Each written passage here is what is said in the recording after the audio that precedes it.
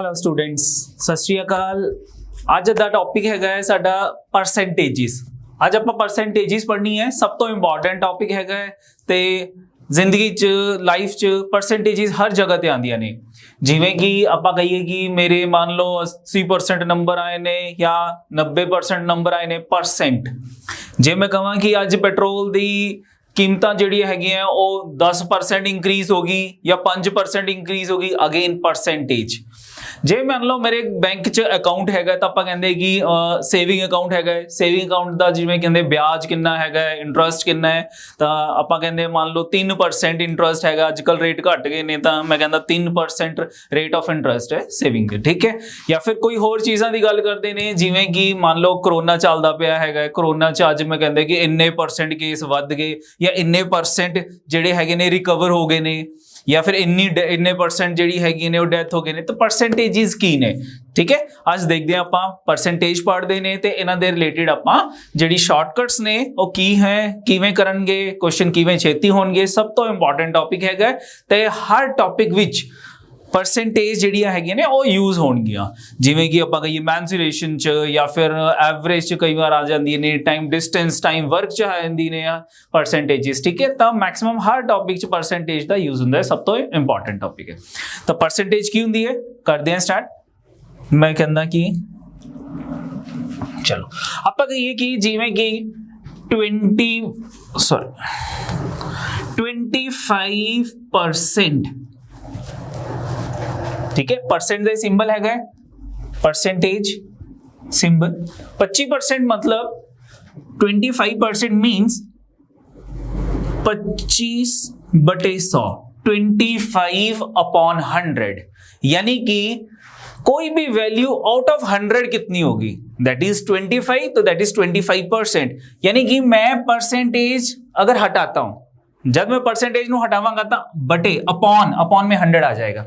अगर मैं कहता हूं 30%, तो this is equal to 30 divided by 100, बोलो ठीक है। यानी कि 100 में से 30%। जैसे कि अगर मैं कहता हूं कि मान लो मेरा एग्जाम जो था वो 200 मार्क्स का था और 200 में से मेरे 150 मार्क्स आए हैं, तो 200 में से 150 मार्क्स, ठीक है। 200 में से 150 मार्क्स, तो आउट ऑफ 100 कितने मार्क्स होंगे, ठीक है। तो हर चीज जब आउट ऑफ 100 कैलकुलेट होगी तो दैट इज परसेंटेज, ठीक है। इसको कैसे कैलकुलेट करेंगे हम? सबसे पहले दो चीजें हैं। अगर मुझे परसेंटेज हटानी है 25%, मुझे फ्रैक्शन में कन्वर्ट करना है, परसेंटेज हटानी है, तो दैट इज 25/100, ये मेरी फ्रैक्शन आ जाएगी।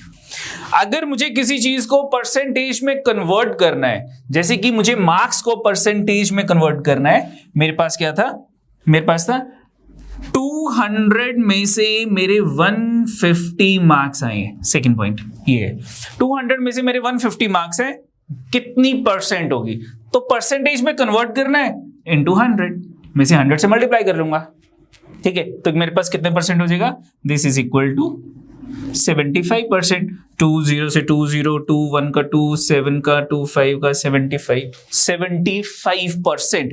यानी कि अगर 200 में से 150 मार्क्स हैं तो आउट ऑफ 100 कितने मार्क्स हो जाएंगे, आउट ऑफ 100 हमारे पास 75 मार्क्स हो जाएंगे। तो परसेंटेज यानी कि हर वैल्यू, कोई भी चीज आउट ऑफ 100 कितनी है, ठीक है। तो जैसे कि अगर मैं ये कहता हूं कि एक और एग्जांपल की बात करते हैं, मैं कहता हूं कि मेरे पास है 0.35 डेसिमल है, ये कितना % होगा, परसेंटेज नहीं है, ये सिर्फ डेसिमल नंबर है। तो अगर मैं डेसिमल हटाता हूं तो कितना आ जाएगा, दिस इज इक्वल टू 35/100। मैंने डेसिमल हटा लिया, फ्रैक्शन आ गई, this is fraction. No, fraction को अगर परसेंटेज में है तो यहां पे क्या है, 100 में से 35, यानी कि परसेंटेज में कन्वर्ट करूं तो मैं इंटू 100 कर लेता हूं, दिस वन। तो 100 से 100 कैंसिल हो गया, this is equal to 35 percent, यानी कि 0.35 is equal to 35%। Decimal when converted into percentage, decimal को परसेंटेज में कन्वर्ट करूंगा तो डेसिमल जो है वो टू प्लेसेस राइट साइड पे मूव कर जाता है। डेसिमल को परसेंटेज में कन्वर्ट करूंगा 0.35 कितना परसेंट होगा, ये डेसिमल 1 प्लेस यहां पे आ जाएगा, यानी कि दिस इज इक्वल टू 35%। और अगर मैं कहूं मेरे पास परसेंटेज है, परसेंटेज को अगर मुझे डेसिमल में कन्वर्ट करना है तो क्या करूंगा, मैं कहता हूं कि मेरे पास था 7.5% कन्वर्टेड इनटू डेसिमल। अगर मैं डेसिमल में कन्वर्ट करता हूं तो ये मेरा जो डेसिमल है ये 2 प्लेसेस लेफ्ट साइड को मूव कर जाएगा। तो मेरे पास कितना हो जाएगा 7, ये 7 है, यहां पे इससे पहले कोई डिजिट नहीं है तो उसको मैं 0 लिख लूंगा। 7.5 था, यहां मैंने 0 लिख लिया, डेसिमल यहां से यहां पे आ गया, ये बन गया, तो दिस इज इक्वल टू 0.075। यानी कि अगर मैं इस वैल्यू को डेसिमल में कन्वर्ट करता हूं तो 0.075 हो जाएगा। करके देख लेते हैं फिर से, एक्सप्लेन करता हूं। सबसे पहले मैं परसेंटेज हटाना है, तो मैंने क्या कहा था, जब परसेंटेज हटेगी तो डिनोमिनेटर में 100 आ जाएगा।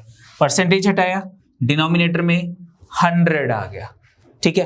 अब 7.5 अपॉन 100, अगर मुझे डेसिमल लगाना है तो क्या हो जाएगा मेरे पास, डेसिमल 2 डिजिट पहले डेसिमल लग जाएगा, या फिर इस डेसिमल को भी हम हटा लेते हैं, तो sorry is equal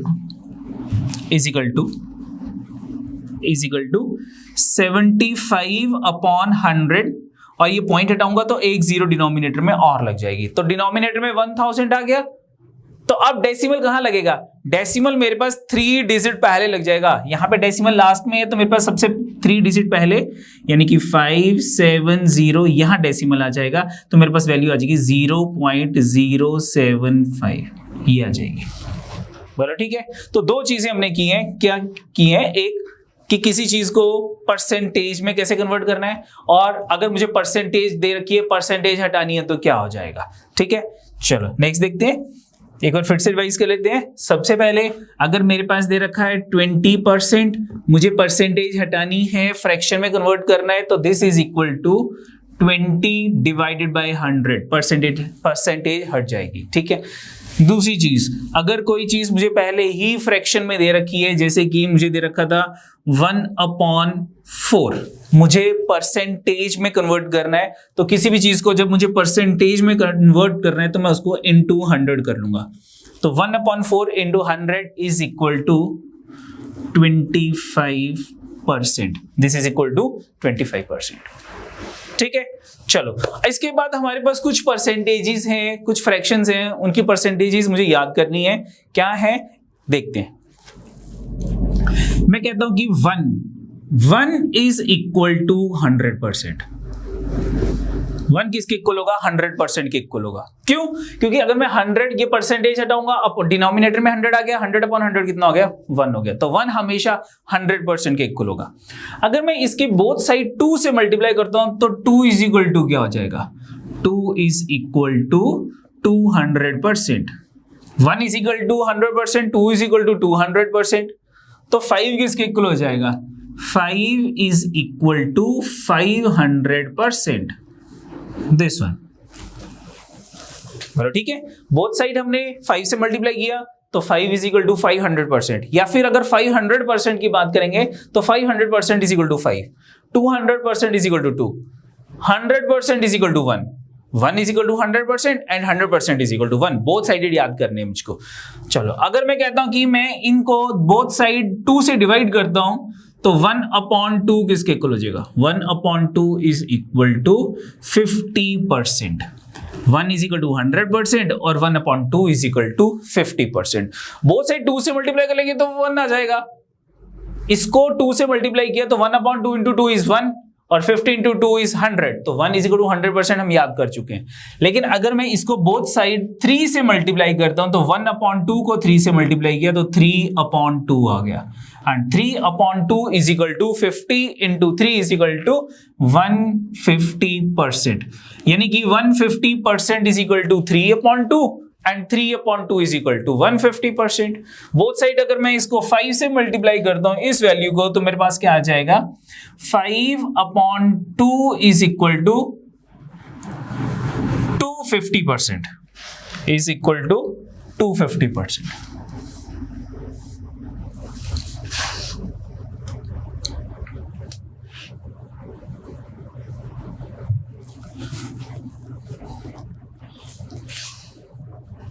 is equal to 250%। ये आ गया मेरे पास। अगर मैं इसको बोथ साइड 3 से डिवाइड करता हूं, 1/3 इज इक्वल टू 100/3 कितना हो जाएगा, 33.33%। ठीक है, याद रखना 33.33 तो वैसे ही याद रहता है, पासिंग मार्क्स होते हैं। तो इसको हम ये भी लिख सकते हैं, और 33 1/3%, यानी कि अगर मैं इसे एग्जैक्टली डिवाइड करता हूं डेसिमल में तो 33.33 आ जाएगा, और अगर मैं मिक्स फ्रैक्शन में कन्वर्ट करता हूं 33 1/3% आ जाएगा। 1/4 कितना हो जाएगा, 1/4 इज इक्वल टू 25%। इसमें 3/4 बहुत इंपॉर्टेंट चलता है, 3/4 is equal to 75%। 1/5 that is equal to 20%। ठीक है, 1/5 परसेंटेज में कन्वर्ट करना है, तो 1/5 को मैं 100 से मल्टीप्लाई कर लूंगा। 1/5 को 100 से मल्टीप्लाई करेंगे तो 1/5 इंटू 100 इज इक्वल टू 20%। याद करना, 1/5 20%, 20% is equal to 1/5, 1/4 is equal to 25%, 25% is equal to 1/4, 1/3 is equal to 33.33%, and 33.33% is equal to 1/3, 50% is equal to 1/2, 1/2 is equal to 50%। ठीक है, नेक्स्ट हम करते हैं 1/6। 1/6 is equal to 16.66%, या 16.67%। एक्चुअल में 16.6666% होता है, तो उसको राउंड ऑफ करेंगे तो 16.67% हो जाएगा। ठीक है, या फिर 16 2/3%, 16 2/3%। What about 1/7? 1/7 is equal to 114.28%। ये याद रखना है। कैसे याद रखना है, देखो 7 का टेबल होता है ना, 7 का डबल किया 14, 14 का डबल किया 28, तो 1/7 इज इक्वल टू 14.28%। ठीक है, अगर हम कहते हैं कि 1/8 की बात करते हैं, तो 1/8 is equal to 12.5%। 1/8 is equal to 12.5% and 12.5% is equal to 1/8। कई बार कई क्वेश्चंस में 3/8 की यूज होता है, या फिर 3/8 is equal to 37.5%। Both side हम 3 से मल्टीप्लाई कर लेंगे। इसको 3 से मल्टीप्लाई किया 1/8 को तो 3/8 हो गया, इसको 3 से मल्टीप्लाई किया 12.5 को तो 37.5% हो गया मेरे पास। बोलो ठीक है। तो हमारे पास कई बार क्वेश्चन में आ जाता है 37.5% ऑफ दिस वन, तो कुछ नहीं करना मुझको, 37.5% को हम 3/8 लिख लेंगे। ठीक है, जैसे कि एक सिंपल सा क्वेश्चन देता हूं, मान लो मुझे एग्जाम में क्वेश्चन आया कि 37.5% ऑफ 64 आ गया। ठीक है, अगर मुझे मालूम है कि 37.5% जो है दैट इज इक्वल टू 3/8, फिर तो इजीली जल्दी क्वेश्चन हो जाएगा। अगर मुझे नहीं मालूम है तो फिर मैं इसको सॉल्व करता रहूंगा। कैसे सॉल्व करूंगा, 37.5 सर ने कहा था परसेंटेज हटा दो, डिवाइड में 100 आ गया, अपॉन में ऑफ का मतलब मल्टीप्लाई होता है, 64 डेसिमल हटाता हूं, 375/1000 इंटू 64। अब 375 को हम 64 से मल्टीप्लाई करते हैं, मल्टीप्लाई करने के बाद जो आएगा वो डेसिमल क्वेश्चन लेंथ ही हो जाएगा। ठीक है, क्या करेंगे हम, सिंपल क्या करेंगे, इसकी जगह हम क्या कर लेंगे, इसकी जगह हम इसको फ्रैक्शन में कन्वर्ट कर लेते हैं। फ्रैक्शन में कन्वर्ट किया, 37.5% था, मैंने इसकी जगह क्या लिख लिया 3/8 ऑफ का मतलब मल्टीप्लाई 64। अब इजी हो गया, कटिंग कर लेते हैं 8 का 64 एंड 8 इंटू 3 24, सिंपल आंसर आ जाएगा। ठीक है, तो कई बार क्या होता है कि हमारे पास जो परसेंटेज दे रखी होती है उसको फ्रैक्शन में कन्वर्ट करके हमारे पास इजीली जो है वो कैलकुलेशन हो जाती है। कई बार हमें क्या करना होता है कि फ्रैक्शन को परसेंटेज में कन्वर्ट करना होता है, तो इसलिए ये आपने याद करना है कि 1/8 12.5% and 3/8 is equal to 37.5%। Otherwise calculate करना पड़ेगा, कैलकुलेट भी हो जाएगा। नेक्स्ट है मेरे पास, अगर मैं कहता हूं 1/9, तो 1/9 बहुत इंपॉर्टेंट चलता है, दैट इज इक्वल टू 11.11%। ठीक है, इंपॉर्टेंट क्यों है? क्योंकि अगर मैं कहूंगा कि 1/9 की वैल्यू तो 11.11% है, अगर मैं इस 11.11% दोनों साइड 2 से मल्टीप्लाई करता हूं तो what is the value of 2/9? 2/9 is equal to 22.22%। What about 4/9? 4/9 कितना हो जाएगा? 4/9 is equal to 44.44%। What about 5/9? 5/9 is equal to 55.55%। तो क्या हो रहा है यहाँ पे? यहाँ पे हमारे पास 11 का टेबल चल रहा है। 1/9 यानी कि अगर डिनोमिनेटर में 9 है तो हमारे पास 11 का टेबल चलता है। 1/9 is equal to 11.11%, 2/9 is equal to 22.22%, 4/9 44.44%, 5/9 55.55%, 7/9 77.77% and so on. ठीक है, जैसे कि अगर हमारे पास एक सिंपल सा क्वेश्चन आता है, मैं कहता हूं हमारे पास क्वेश्चन है जैसे मान लो हमारे पास क्वेश्चन है 77.77% ऑफ 7 to 9, दिस वन। ठीक है, अगर हमें मालूम है ये किसके इक्वल है तो क्वेश्चन बहुत इजी हो जाएगा। ठीक है, किसके इक्वल है ये हमारे पास 7/9 ऑफ का मतलब मल्टीप्लाई 7 to 9, तो 9 पे कटिंग कर ली, ये 81 आ गया और 77 को 81 से मल्टीप्लाई किया 567 आ गया। मेरे पास कैलकुलेशन इजी होगी।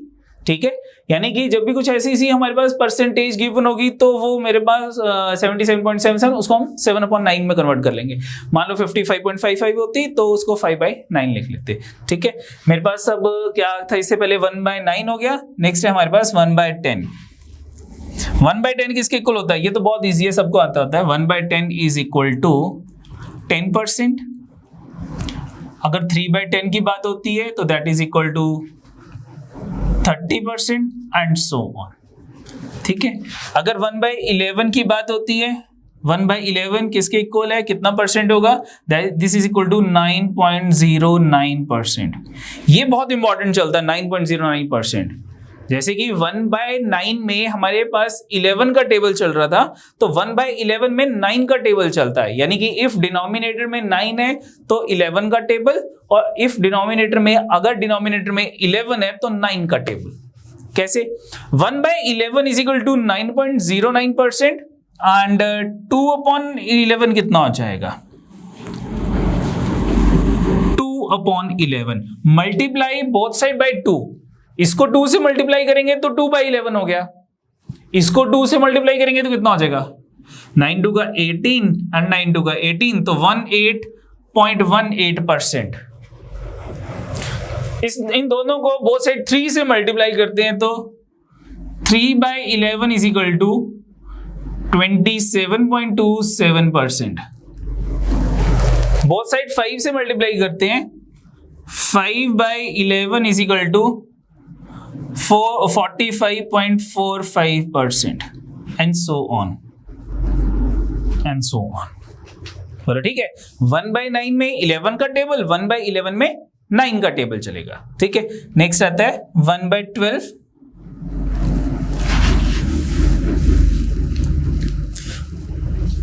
1/12 दिस इज इक्वल टू 8.33%।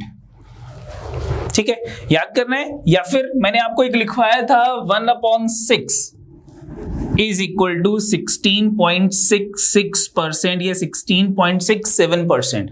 अगर मैं बोथ साइड 2 से डिवाइड कर दूं इसको 2 से डिवाइड किया, मेरे पास आ गया 1/6 डिवाइडेड बाय 2, और इधर डिवाइडेड बाय 2 करता हूं, 16.66 को डिवाइडेड बाय 2 करता हूं, डिवाइडेड बाय 2, तो मेरे पास क्या आ जाएगा, ये मेरे पास बन जाएगा 1/12, और ये मेरे पास क्या बन जाएगा 8.33। तो सिंपल सी बात है कि 1/6 याद है तो 1/12 अपने आप याद हो जाएगा। 1/13, 1/12 के बाद 1/13, 7.69% याद करना पड़ेगा क्योंकि ये 13 is a prime number. What about 1/14? 1/14 is equal to, ये भी याद हो जाता है क्योंकि ये भी 1/7 का हाफ होता है। 1/7 कितना था, मैंने लिखवाया था, बताओ मुझे। Yes, 1/14 is equal to 7.14%। बोलो ठीक है। मेरे पास कितना था, 1/7 कितना था, 14.28%। 14.28%। इसका हाफ कर लो, इसका हाफ कर दो, इसका हाफ किया 1/14, इसका हाफ किया 14 का हाफ 7 और 28 का हाफ 14, तो 7.14%। What about 1/15?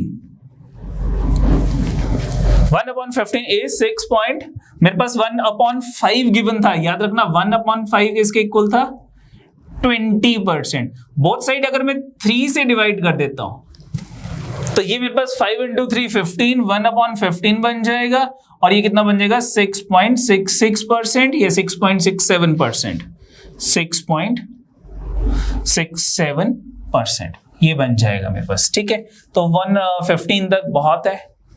ठीक है, एक बार दोबारा रिवाइज कर लेते हैं इन सबको, ये इंपॉर्टेंट है, ध्यान रखना, बहुत ज्यादा काम आएगा ये आपके, बहुत सारे चैप्टर्स में काम आएगा। ठीक है, सबसे पहले मेरे पास क्या था, 1 is equal to 100%, 1/2 is equal to 50%, 1/3 is equal to 33.33%, 1/4 is equal to 25%, 1/5 is equal to 20%, या फिर 20% is equal to 1/5, 1/6 is equal to 16.67% या 16.66%, 1/7 is equal to 14.28%, 1/8 is equal to 12.5%, 1/9 is equal to 11.11%, 1/10 is equal to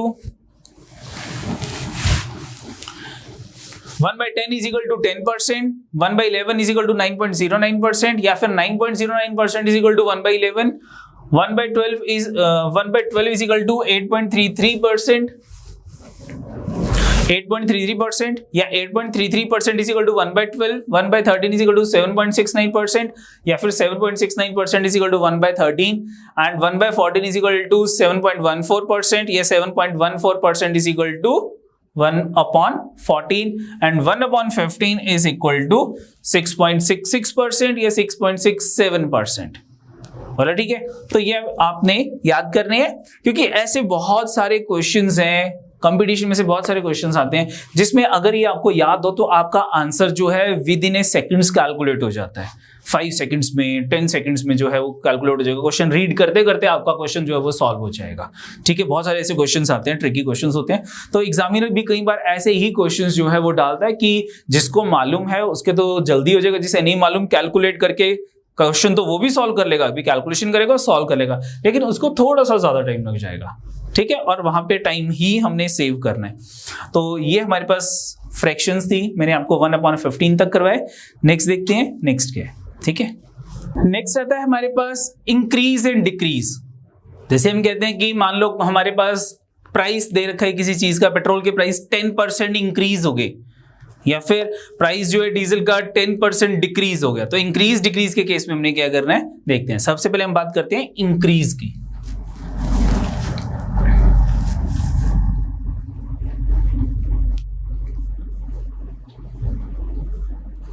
increase, अगर मैं कहता हूं कि कोई चीज 10% इंक्रीज हो रही है, इंक्रीज के लिए मैं ये एरो यूज करूंगा, अबव वाला इंक्रीज, यहां लिख देता हूं मैं इंक्रीज। तो अगर मेरे पास कोई चीज 10% इंक्रीज हो रही है तो मैं उस वैल्यू को डायरेक्टली 1.1 से मल्टीप्लाई करूंगा, 1.1 से मल्टीप्लाई। और 1.1 से मल्टीप्लाई करने के बाद मेरे पास डायरेक्ट इंक्रीज्ड वैल्यू आ जाएगी। मतलब क्या हुआ इसका ये मतलब हुआ, जैसे कि अगर मैं कहता हूं मान लो मेरे पास एक शर्ट है, उसकी जो कॉस्ट है वो 300 रुपीज है, इसकी प्राइस जो है वो इंक्रीज होगी 10%। The price increased by 10%. What is the new price? What is the increased price? या what is the new price? तो new price कितनी हो जाएगी? New price is equal to, मैं कुछ नहीं करूंगा, 300 को मैंने क्या कहा था 10% इंक्रीज है तो डायरेक्ट 1.1 से मल्टीप्लाई कर लूंगा, डायरेक्ट 1.1 से हम इसको मल्टीप्लाई कर लेंगे। तो what is 300 into 1.1? This is equal to 330 rupees. ये डायरेक्टली मेरे पास आंसर आ गया। बोलो ठीक है। अदरवाइज आंसर वैसे भी आ जाता, हम उस केस में क्या करते हैं, उस केस में हम करते हैं इसमें 300 प्लस 10% ऑफ 300, तो 300 प्लस 10%, 10 अपॉन 100 ऑफ का मतलब मल्टीप्लाई 300, 0 से 0 एलिमिनेट, 0 से 0 एलिमिनेट, 300 में 30 प्लस कर लो, 300 plus 30 that is equal to rupees 330। Answer तो फिर भी आ गया, लेकिन यहाँ पे मुझे ये चीज करनी पड़ेगी। और अदरवाइज अगर मुझे मालूम है कि 10% इंक्रीज है 1.1 मीन 300 को 1.1 से मल्टीप्लाई करो, 330 आ गया, आंसर आ गया। ठीक है, तो थोड़ी सी मुझको ये चीज एनालाइज कर रही है कि अगर 10% इंक्रीज है तो 1.1 होगा, ये 1.1 बना कैसे वो भी बताऊंगा। ठीक है, लेकिन कुछ वैल्यूज और हम देखते हैं कि 20% इंक्रीज पे हम क्या करेंगे। तो 20%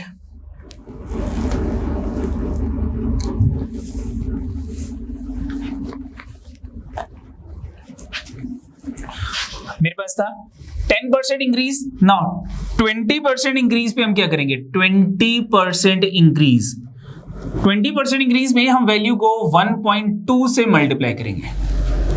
30% इंक्रीज कोई वैल्यू दे रखी है, 30% इंक्रीज हम 1.3 से मल्टीप्लाई कर लेंगे। डायरेक्ट 1.3 से मल्टीप्लाई किया तो मेरे पास जो है वो क्या आ जाएगा, इंक्रीज्ड वैल्यू आ जाएगी। तो 1.3 यानी कि 13 का टेबल, 1.2 यानी कि 12 का टेबल।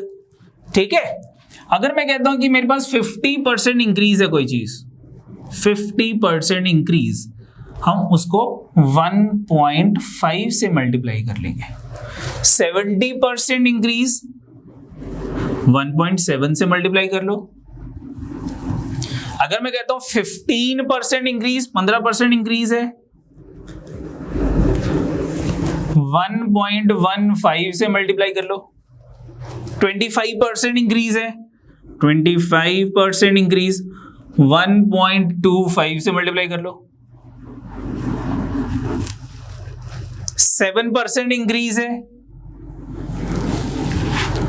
7% इंक्रीज है। अब 1.7 नहीं होगा, क्या होगा 7% इंक्रीज में, क्योंकि 1.7 तो 70% इंक्रीज होता है, तो 7% इंक्रीज में क्या होगा 1.07। वेरी गुड, 1.07 से मल्टीप्लाई करेंगे। 5% इंक्रीज है, 1.05 से मल्टीप्लाई कर लेंगे। ओके, जैसे कि एक एग्जांपल देता हूं, मैं कहता हूं कि मान लो let the price of the petrol be ₹70 per litre. The price is be increase by 5%। What is the new price? Price कितने इंक्रीज हो गए? 5% इंक्रीज हो गए प्राइस पेट्रोल के। What is the new price? New price क्या होगा? तो मैंने क्या कहा था, इसको अगर 5% इंक्रीज है तो दिस इज इक्वल टू 1.05। मैं 1.05 से मल्टीप्लाई कर लूंगा 70 को, 70 इंटू 1.05, ये आ गया। बोलो ठीक है, पॉइंट हटाऊंगा, अपॉन में 100 आ जाएगा, मल्टीप्लाई कर लेते हैं, 1 0 से 1 0 कैंसिल हो गया, 7 से मल्टीप्लाई कर लेते हैं, 105 इंटू 7 कितना हो जाएगा, 735 divided by 10 is equal to 73.5 rupees. The new prices भी 73.5 रुपीज न्यू प्राइस आ जाएंगे पेट्रोल के। ठीक है, तो इजी है ये, डायरेक्टली हम 1.05 से मल्टीप्लाई कर रहे हैं। बोलो ठीक है। नेक्स्ट देखते हैं ये आया कैसे। अब ये सबसे बड़ी बात है, ठीक है, ये मैं सिखा रहा हूं कि आया कैसे है, लेकिन आपने फिर भी ये डायरेक्टली याद रखने हैं। वैसे कैलकुलेशन करने नहीं लगना वहां पे कि सर ने सिखाया था तो हम वहां पे कैलकुलेट करके देख लें, ठीक है। जैसे कि अगर मैं कहता हूं कि कोई भी चीज बात हम इंक्रीज की करेंगे, जब हम बात इंक्रीज की करेंगे तो हम 1 में परसेंटेज जितनी भी होगी उसको डेसिमल में कन्वर्ट करके ऐड कर दूंगा 1 के अंदर। जैसे कि अगर मैं कहता हूं व्हाट अबाउट 20%, 20% यानी कि डेसिमल क्या होता है 20% का, this is equal to 20/100 and 20/100 में कितना हो जाएगा इज इक्वल टू 0.2, 2 डिजिट पहले डेसिमल लग जाएगा तो 1 2 यहां डेसिमल लग गया तो 0.2 आ गया। अगर मैं इसको 1 में ऐड करता हूं तो 1 प्लस 0.2 इज इक्वल टू 1.2 ये आ गया। लेकिन ये क्लैरिफिकेशन की कोई जरूरत नहीं है, आपने डायरेक्टली याद रखने हैं। 15% इंक्रीज होता तो 1 प्लस 15% डेसिमल में कन्वर्ट किया 0.15, 1 में प्लस किया तो 1.15, यानी कि मैंने यही कहा था कि 15% के केस में 1.15 से मल्टीप्लाई करोगे। ये देखो 15% इंक्रीज 1.15 से हम डायरेक्टली वैल्यू को मल्टीप्लाई करेंगे। तो सिंपली मुझको ये चीज याद करनी है, मतलब कि देखना है, भी एनालाइज करना है, ठीक है। 1-2 बार देखोगे अपने आप याद हो जाएगी, ऐसे कोई रट्टे मारने की जरूरत तो पड़ेगी नहीं कि 10% 1.1, 20% 1.2, 30% 1.3, 50% 1.5, 70% 1.7, ठीक है। और 15% 1.15, 25% 1.25, 7% 1.07, 5% 1.05, 5% 5/100 0.05, 1 में प्लस किया 1.05। बोला ठीक है। चलो ये तो बात थी इंक्रीज की। अगर बात आ रही है डिक्रीज की तो क्या करेंगे, तो माइनस कर देंगे। तो हम क्या करेंगे, तो हम यहां प्लस कर रहे थे, 1 में प्लस कर रहे थे, वहां पे हम 1 में से माइनस कर लेंगे तो कितना आएगा देखते हैं। नेक्स्ट क्या है, इन case of decrease,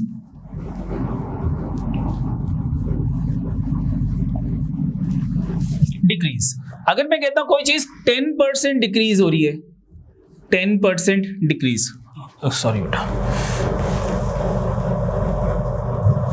10% decrease, decrease के लिए हम बिलो एरो यूज करेंगे। डिक्रीज के लिए ये एरो है कि ये डिक्रीज है।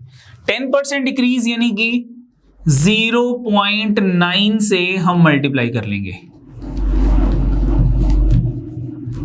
मल्टीप्लाई, बोलो ठीक है। आपको कैसे, ये कैसे बना, 1 माइनस, पहले प्लस कर रहे थे इंक्रीज में, डिक्रीज में माइनस करना है। 10% 10/100 और 10/100 कितना होता है 0.1, यानी कि 1 minus 0.1 that is equal to 0.9, किसके इक्वल हो जाएगा 0.9 के इक्वल हो जाएगा। व्हाट अबाउट 20% डिक्रीज, कोई चीज अगर 20% डिक्रीज हो रही है तो 0.8 से मल्टीप्लाई कर लो। अगर 30% डिक्रीज हो रही है तो 0.7 से मल्टीप्लाई कर लो। अगर 25% डिक्रीज हो रही है तो 0.75 से मल्टीप्लाई कर लो। 15% डिक्रीज है 0.85 से मल्टीप्लाई कर लो, बोलो ठीक है। अगर मैं कहता हूं कि 12% डिक्रीज है, अब किससे मल्टीप्लाई होगा 0.88, गुड। नेक्स्ट 7% डिक्रीज है, 7% डिक्रीज 0.93 से मल्टीप्लाई कर लो, ठीक है। अगर मैं कहता हूं 5% डिक्रीज है 0.95 से मल्टीप्लाई कर लो। 1% डिक्रीज है 0.99 से मल्टीप्लाई कर लो, बोला ठीक है। मैंने बता दिया वहां पे +1 प्लस करना है, यहां पे डिक्रीज में 1 माइनस करना है। 10% increase 1.1, 10% decrease 0.9, 20% increase 1.2, 20% decrease 0.8, increase में 1 में प्लस होगा और डिक्रीज में 1 में से माइनस होगा। ठीक है, एक एग्जांपल देखते हैं। एक एग्जांपल मैं कहता हूं कि let the cost of a book is ₹950। एक बुक है, उसकी जो कॉस्ट है वो ₹950 है, and the price be decreased by, या फिर discount, shopkeeper give discount of 7%, उसने हमें 7% डिस्काउंट दे दिया, तो डिस्काउंट यानी कि डिक्रीज होना, प्राइस हमारी 950 से डिक्रीज होगी, तो कितने परसेंट डिक्रीज होगी? 7% डिक्रीज। इसको मैंने क्या लिख लिया? 7% डिक्रीज। तो 7% डिक्रीज कितना होता है? 0.93। ठीक है, what is the cost after discount? Price क्या है उसकी, कॉस्ट कितनी है आफ्टर डिस्काउंट? अब हम क्या करेंगे, मैंने क्या कहा था, 950 को 0.93 से हम मल्टीप्लाई कर लेंगे। ठीक है, अब मल्टीप्लाई, पॉइंट हटाऊंगा, अपॉन में 100 आ जाएगा। 95 को 93 से मल्टीप्लाई करते हैं, 100 को बाद में कंसीडर कर लेंगे। ठीक है, 950 इंटू 93 अपॉन 100, एक जीरो से तो एक जीरो कट गई, इस जीरो को हम बाद में देखेंगे, डिवाइडेड बाय 100 को हम बाद में देखेंगे, मल्टीप्लाई कर लेते हैं। तो मल्टीप्लिकेशन में मैं आपको एक इजी मेथड बताता हूं। देखो 95 इंटू 93 मुझे अगर मल्टीप्लाई करना है तो क्या करना है, मैं बेस ले लूंगा। बेस क्या लूंगा, बेस हमेशा 10 की पावर समथिंग होता है, जैसे कि बेस 10 हो गया, बेस 100 हो गया, बेस 1000 हो गया। यानी कि अगर मेरे पास जो नंबर्स हैं वो बेस के नियरेस्ट हैं, यानी कि 10 की पावर के नियरेस्ट है, जैसे कि both the number nearest to 100, both the number nearest to 1000, both the number nearest to 10,000, both the number nearest to 1 lakh. तो मल्टीप्लिकेशन कैसे करनी है, ये हमारे 100 से कितना स्मॉलर है, -5, ये कितना स्मॉलर है, -7। मैंने एक पार्टीशन डाल दिया। अब 100 में कितनी जीरोस थी, 2 जीरोस थी, तो यहां पे पार्टीशन की राइट साइड पे हम 2 स्पेसेस ड्रॉ कर लेंगे। नाउ व्हाट इज 5 इंटू 7, दोनों को मल्टीप्लाई किया, कितना आ गया, 5 इंटू 7 इज 35। 93 में से 5 माइनस कर लूंगा, कितना आ जाएगा, 88 आ जाएगा। This is the answer, 8835। 8835 divided by 10, तो दैट इज इक्वल टू 883.5। ये मेरी न्यू कॉस्ट आ गई। क्या किया, फिर देखते हैं मल्टीप्लिकेशन में। मेरे पास था 95 को 93 से मल्टीप्लाई करना है, ये 100 से कितना स्मॉलर है, 5, -5 लिख लिया। ये 100 से कितना स्मॉलर है, 7, मैंने -7 लिख लिया। 100 माइनस 93 इज -7। अब इनको मल्टीप्लाई करने के बजाय मैं इन दोनों को मल्टीप्लाई करूंगा, तो 7 इंटू 5 35 आ गया। पार्टीशन की राइट साइड पे 2 स्पेस बना रखी थी, क्योंकि 100 में मेरे पास 2 जीरोस थी, तो यहां पे मैंने 35 लिख लिया। अब 93 में से 5 माइनस कर लो, या 95 में से 7 माइनस कर लो, एक ही बात है। तो 95 में से मैंने 7 माइनस किया, मेरे पास कितना आ गया, 88 आ गया। या 93 में से 5 माइनस किया, मेरे पास कितना आ गया, 88 आ गया। तो वो पार्टीशन की लेफ्ट साइड पे लिखना है, तो मेरे पास कितना हो गया आंसर, 8835। यानी कि 95 को 93 से मल्टीप्लाई करूंगा तो 8835 आ जाएगा, डिवाइडेड बाय 10, तो 883.5 डेसिमल लग जाएगा, यानी कि 883.50 पैसा। जो हमारी जो कॉस्ट है, प्राइस है बुक की आफ्टर डिस्काउंट, 883.50 रुपीज हो जाएगी। बोलो ठीक है। तो एग्जामिनर हमें कई बार कुछ ऐसी वैल्यूज, ऐसे नंबर्स देता है जिनकी मैं इजीली मल्टीप्लिकेशन कर सकता हूं। ये मल्टीप्लिकेशन तो वैसे भी कर लेंगे, 3 को पहले 5 से, 3 को 9 से, फिर मल्टीप्लाई 9 को 5 से, 9 को 9 से, फिर दोनों को प्लस किया, आंसर फिर भी 8835 आ जाएगा। ये थोड़ा इजी हो जाएगा, ठीक है, देख लेना इसको। चलो नेक्स्ट देखते हैं हमारे पास। मैंने अब सबसे पहले पॉइंट क्या करवाया था कि परसेंटेज को हटाना है तो अपॉन में 100, परसेंटेज में कन्वर्ट करना है किसी चीज को तो इनटू 100, ठीक है। दूसरी चीज मैंने क्या करवाई थी, दूसरी चीज मैंने करवाई है फ्रैक्शंस कि 1 is equal to 100%, 1/2, 1/3, 1/4, 1/5, 20%, 1/6, 16.66%, 1/7, 14.28%, 1/8, 12.5%, 1/9, 11.11%, 1/10, 1/11, 1/12, 1/13, 1/14 एंड 1/15। ठीक है, फ्रैक्शंस करवाई थी। उसके बाद थर्ड पॉइंट मैंने क्या करवाया था, मैंने करवाया था इंक्रीज एंड डिक्रीज। अगर कोई चीज इंक्रीज हो रही है तो डायरेक्टली हम, जैसे कि 10% इंक्रीज थी तो हम डायरेक्टली 1.1 से मल्टीप्लाई कर रहे हैं। कोई चीज 20% डिक्रीज है तो डायरेक्टली मैं वैल्यू को 1.2 से 0.8 से मल्टीप्लाई करेंगे। डिक्रीज 0.8। ठीक है, अगर कोई चीज 25% इंक्रीज हो रही है 1.25 से मल्टीप्लाई। कोई चीज जो है वो 30% डिक्रीज हो रही है 0.7 से मल्टीप्लाई। ठीक है, तो इंक्रीज और डिक्रीज के लिए हम ये चीज यूज करते हैं। ठीक है, नेक्स्ट देखते हैं। तो नेक्स्ट हम बात करते हैं नेट इफेक्ट की। नेट इफेक्ट क्या होता है, मैं क्वेश्चन करवाता हूं फिर बताता हूं कि नेट इफेक्ट क्या होता है। जैसे कि मान लो हम पेट्रोल की बात कर लेते हैं कि price of the petrol B increased bye X%। Price of petrol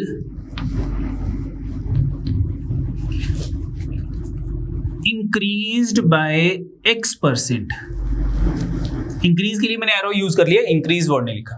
ठीक है, पेट्रोल की प्राइस इंक्रीज हो गई तो क्या होगा, हमने अपनी कंजम्पशन डिक्रीज कर ली। Consumption decreased by Y%। Price increase हो गए तो हमने अपनी कंजम्पशन डिक्रीज कर ली। तो एक्सपेंडिचर में क्या इफेक्ट हुआ, what is the expenditure? Expenditure क्या होगा, जैसे कि अगर मैं कहता हूं कि प्राइस जो थे वो 70 रुपीज पर लीटर थे और मेरी जो कंजम्पशन थी वो 20 लीटर की थी पर मंथ। मैं कहता हूं मेरा जो कंजम्पशन है वो 20 लीटर की थी, तो मेरा एक्सपेंडिचर कितना हो गया, कितने पैसे मेरी जेब से गए, that is 70 into 20 is equal to 1400 rupees जो थे वो मेरी पॉकेट से गए हैं। That is the expenditure. यानी कि expenditure is the product of price and consumption. जब भी मेरे पास दो चीजों की प्रोडक्ट की बात होगी तो उसको मैं क्या कहूंगा, नेट इफेक्ट की बात करूंगा। That is expenditure. मेरे एक्सपेंडिचर पे कितना चेंज हुआ, प्राइस X% से इंक्रीज है, कंजम्पशन Y% से डिक्रीज है, तो एक्सपेंडिचर पे क्या इफेक्ट है, एक्सपेंडिचर भी इंक्रीज्ड या एक्सपेंडिचर भी डिक्रीज्ड। ठीक है, दूसरी चीज, इसको मैं आगे एक्सप्लेन करूंगा कितना इफेक्ट होगा, वो हम बाद में देखते हैं। दूसरी चीज मैं कहता हूं प्राइस इंक्रीज हो रही है X% से और कंजम्पशन भी इंक्रीज हो गई Y% से। प्राइस भी इंक्रीज, कंजम्पशन भी इंक्रीज, तो एक्सपेंडिचर पे क्या इफेक्ट होगा, एक्सपेंडिचर भी इंक्रीज हो जाएगा, बट कितने % इंक्रीज होगा। ठीक है, वो देखेंगे कितने % प्राइस हमारा एक्सपेंडिचर जो है वो इंक्रीज हो जाएगा। तीसरी चीज, हमारी प्राइस जो है, पेट्रोल की प्राइस जो है वो X% से डिक्रीज करगी, कंजम्पशन भी डिक्रीज करगी। इससे पहले वाले केस में क्या था, प्राइस इंक्रीज हो रही है, कंजम्पशन भी इंक्रीज हो रही है, बोथ इंक्रीज्ड, तो एक्सपेंडिचर भी इंक्रीज हो रहा है।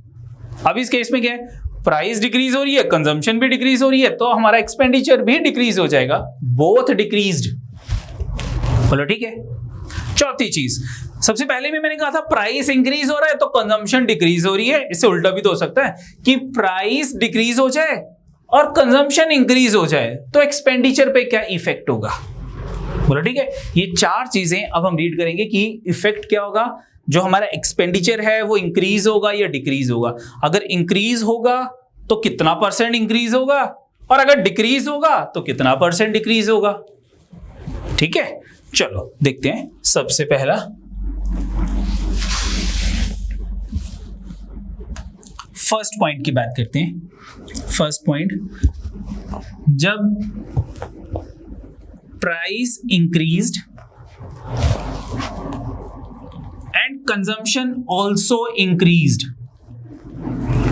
Price increased by X% and consumption increased by y%। तो ऑब्वियस ही बात है एक्सपेंडिचर ऑल्सो इंक्रीज्ड, बट कितना इंक्रीज होगा वो देखते हैं।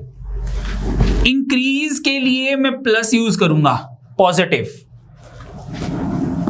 और अगर डिक्रीज की बात होगी तो हम माइनस यूज करेंगे। ठीक है, तो कितना हो गया, plus x plus y plus x into y divided by 100। मेरा एक्सपेंडिचर इसको सॉल्व करके जो आएगा उतना परसेंट इंक्रीज हो जाएगा, इतने परसेंट इंक्रीज हो जाएगा। अभी वैल्यू वाइज एग्जांपल भी देता हूं, पहले मैं एक्स एंड वाई की टर्म्स में लिख रहा हूं। प्राइस x% से इंक्रीज तो plus x, y consumption y% से इंक्रीज तो प्लस वाई, फिर दोनों को मल्टीप्लाई कर लिया, plus x into plus y divided by 100। Solve किया, परसेंटेज जो भी आएगा, अगर मान लो मेरे पास 30 आ गया तो 30% इंक्रीज। ठीक है, दूसरा देखते हैं, सेकंड केस की बात करते हैं।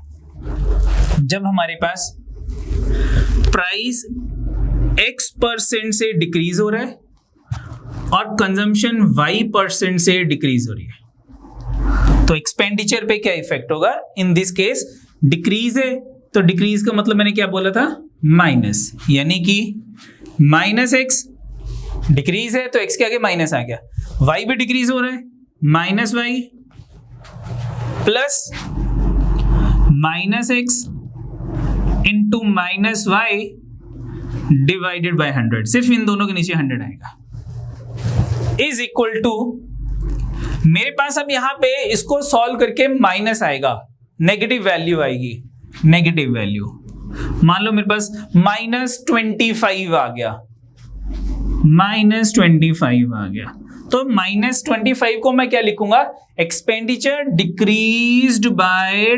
25%। ये माइनस नहीं लिखूंगा, -25% डिक्रीज, माइनस और डिक्रीज वर्ड दोनों एक साथ नहीं होंगे, 25% डिक्रीज, तो ऑब्वियस ही बात है वो माइनस ही होगा। ठीक है, थर्ड केस की बात करते हैं, थर्ड केस की बात करते हैं। अब मैं कहता हूं कि जो प्राइस है वो x% से इंक्रीज हो रही है, लेकिन जो कंजम्पशन है वो y% से डिक्रीज हो रही है। या फिर चौथा केस, जो प्राइस है वो x% से डिक्रीज हो रहा है और कंजम्पशन y% से इंक्रीज हो रही है, तो नेट इफेक्ट क्या होगा, एक्सपेंडिचर के ऊपर क्या इफेक्ट होगा। ठीक है, प्लस था, इंक्रीज है, प्लस हो जाएगा plus x minus y plus bracket में x into minus y divided by 100। इस केस में क्या होगा, minus x plus y plus bracket minus x into y divided by 100, this one. अगर इनको सॉल्व करके आपके पास इनको सॉल्व करके पॉजिटिव आता है तो मैं क्या कहूंगा कि इतने परसेंट इंक्रीज है। अगर इन दोनों को सॉल्व करके नेगेटिव वैल्यू आती है, सॉल्व करके नेगेटिव वैल्यू भी आ सकती है, तो मैं क्या कहूंगा इतने परसेंट डिक्रीज है। बोला ठीक है, तो कुछ नहीं है, एक सिंपल सा फॉर्मूला है मेरे पास, ये सबसे पहले वाला, this one, this formula plus x plus y plus x y upon 100, जो भी वैल्यू आएगी इतने परसेंट इंक्रीज। अगर इंक्रीज है तो प्लस, डिक्रीज होता तो मैं माइनस, अगर x इंक्रीज है तो x के आगे प्लस, अगर x डिक्रीज है तो x के आगे माइनस, यहां भी प्लस माइनस, यहां भी प्लस माइनस, साइन देखने according to increase and decrease. y increase है तो y के आगे प्लस और y डिक्रीज है तो y के आगे माइनस, दोनों y के आगे माइनस लग जाएगा। Then we solve this equation and जो भी रिजल्ट होगा that is the net effect, that is the expenditure be increased या डिक्रीज्ड। ठीक है, एक क्वेश्चन देखते हैं, हमारे पास एक क्वेश्चन है, चलो मैं कहता हूं कि the price of the sugar be increased by 25%. 25% से हमारे जो प्राइस हैं शुगर के वो इंक्रीज हो रही है price. As the result, a family decrease its consumption by 20%. Consumption of sugar be decreased by 20%. ठीक है, तो एक्सपेंडिचर पे क्या इफेक्ट होगा? What is the net effect on the expenditure? Expenditure कितने परसेंट इंक्रीज होगा या कितने परसेंट डिक्रीज होगा? तो ठीक है, 25 था तो प्लस 25, 20 था माइनस 20, y की वैल्यू माइनस 20 होगी, plus 25 into minus 20 divided by 100, ये आ गया. सॉल्व कर लेते हैं. 25 में से 20 गए, 5 आ गए, प्लस इंटू माइनस माइनस हो गया. इनकी कटिंग कर लेते हैं. 25 4 का, 4 5 का, माइनस 5, तो 5 माइनस 5 कितना हो गया? 0. यानी कि जो एक्सपेंडिचर है उस पर कोई इफेक्ट नहीं होगा, यानी कि नो इफेक्ट. ना वो इंक्रीज होगा ना डिक्रीज होगा, एक्सपेंडिचर सेम रहेगा. एक्सपेंडिचर जो है वो सेम रहेगा क्योंकि मेरे पास वैल्यू जो थी वो 0 आ गई. बोलो ठीक है. एक और एग्जांपल देख लेते हैं. अब ये चीज ना बहुत इंपॉर्टेंट है. क्यों इंपॉर्टेंट है?